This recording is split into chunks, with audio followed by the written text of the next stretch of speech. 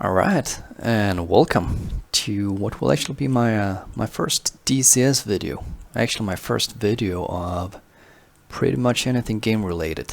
So I've got a lot to learn, both as far as video goes and commenting goes, and learning how to get the quality right and stuff like that. So any advice, any critique or criticism, please feel free to give me a comment.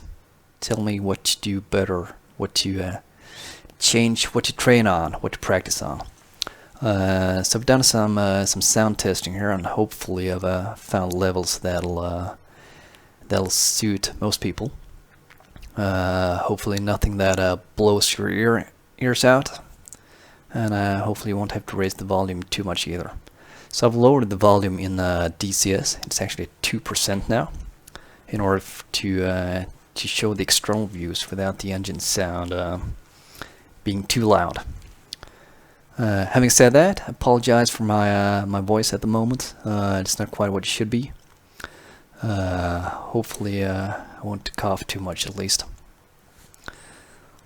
And the idea of the video is to dive a little bit deeper into the new damage model of the Warbirds as of late 2020. And to start with, I have to say I'm extremely impressed with the damage model. It's once you dive deep into it to see what happens to your plane when it takes hits and damage. It's just so detailed, way more detailed than I expected. So let's have a look. The first flight here is all flights are against the AI, for better or worse. I'm flying the target plane. In this case, a P-47, a P-47D. And the enemy airplane on my 6 is a 109K4 AI controlled.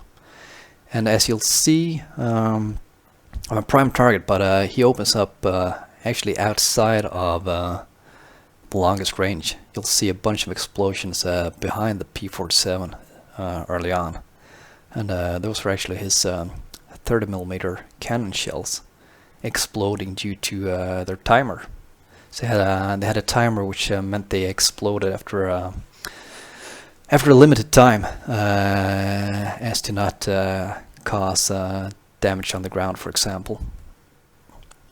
So basically every hit I take, as far as I know, is from his 13mm cal-mounted machine guns.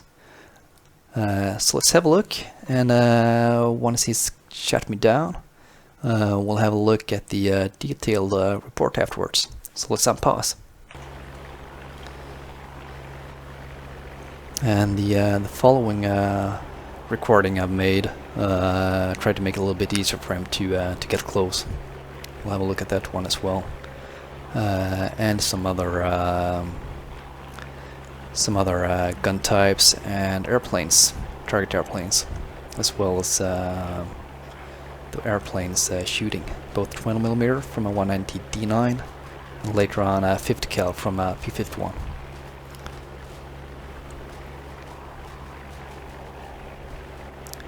And he starts getting hits on me. 13mm, I'm guessing. Pretty much all of them. I'm guessing he's out of 30mm. And there goes my fuel tank, and you can see the cockpit is taking some serious damage as well. And basically the entire left wing is perforated. And that's that. Right, so this is what I was talking about, the after action report. If you shoot an enemy, an AI for example, you don't see all these things here. You just see that it goes down. I won't go through them all, but some of them. So this is part of what I mean with being extremely impressed by the details of the damage model. So most other games or simulations, it's hard to find a simulation that competes with DCS. It's almost one of a kind. But let's just take a look at this. External tanks pressure line is damaged.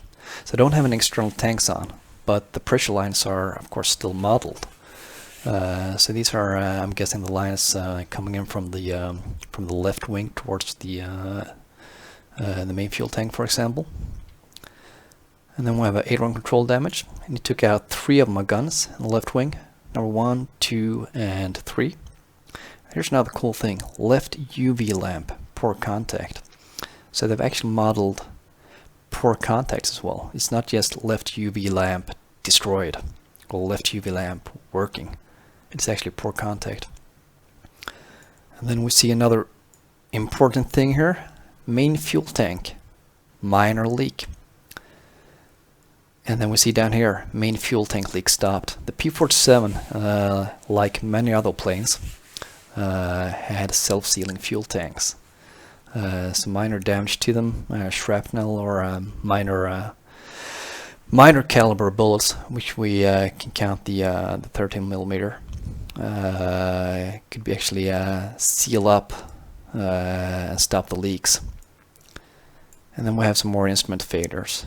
And then we have main fuel tank major leak, and there's no coming back from that one. Oil leak from the engine, and then we see some elevator control failure, main fuel tank ruptured, main fuel tank is on fire, and we have some hydraulics line damage for tail gear, for example. And we have some more instrument failures. Radio squelch relay not working, and then I'm basically dead in the water and I'm going down.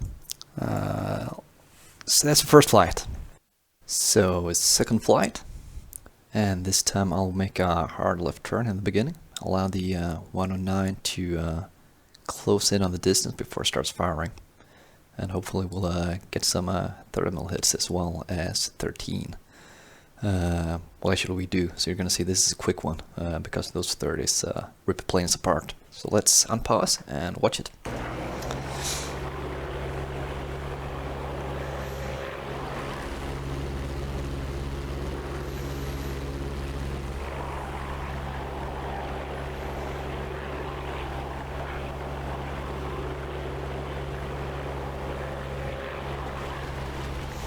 See the tail station comes up right away, probably 1 or 2 30mm hits. Same goes for the fuel tank and most of the plane actually.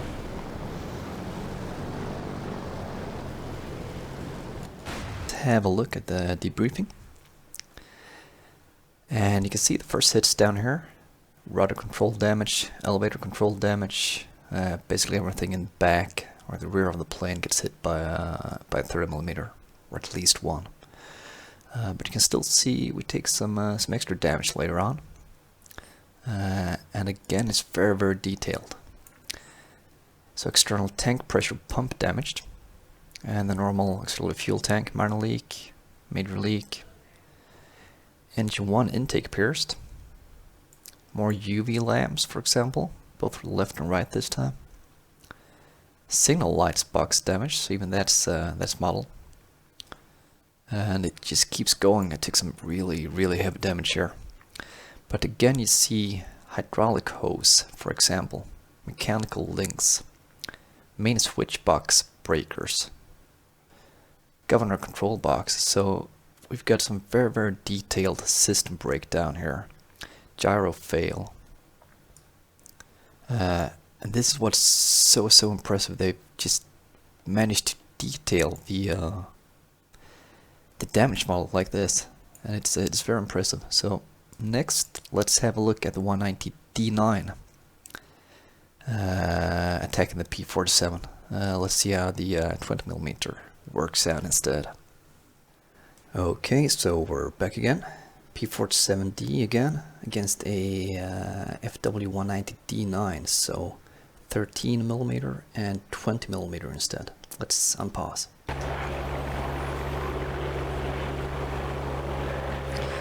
And it'll be a little bit quicker one. Let's see what kind of damage it does.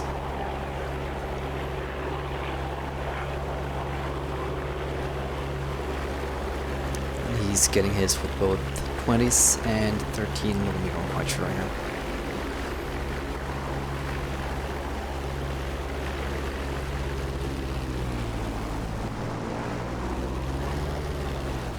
And he keeps at it.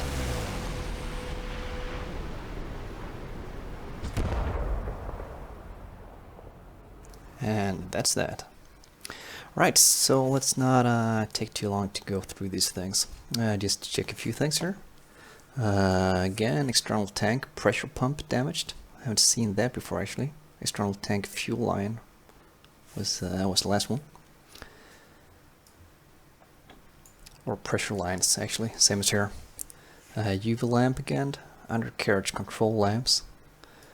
But I do believe we have a new one a little bit further down here. We have oxygen cylinder perforated. And we also have engine number 1 throttle control severed. And let's scroll down. Radio crystals, signal lights, guns again. Hydraulic lines from the gear. More ammo supply damage. And here's one we haven't seen before, I believe. Failure, engine cylinder number 5. So they actually modeled each cylinder as well. Water tank ruptured, so I'm guessing that's the water methanol tank. And a bunch of other stuff. So let's get on with the with another flight. And the last one, this time a Focke-Wulf 190A8 against a P-51. And I've made the turn already. Let him come close. Let's unpause and make this a quick one as well, in order for the video not to be too long.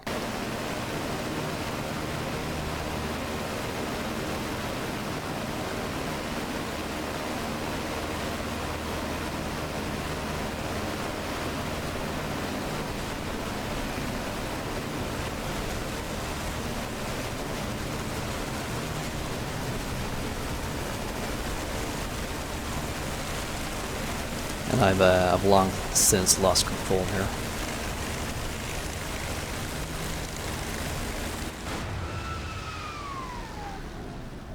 Right, so let's have a look at this. Gun number 2, all temperature, indication fault. Engine cylinder number 9 damaged. Rear fuel tank minor leak, another cylinder damaged. Ammo supplies for the guns, or for gun number 3 at least. And cylinder 13, radio antenna damaged. Bombing panel power circuit severed.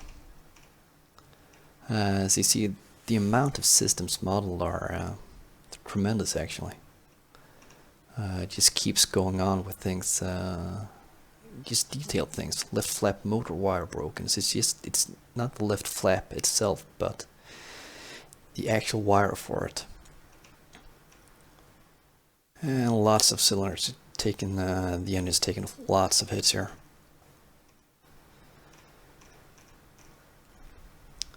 Oxygen cylinder, fuel tank on fire,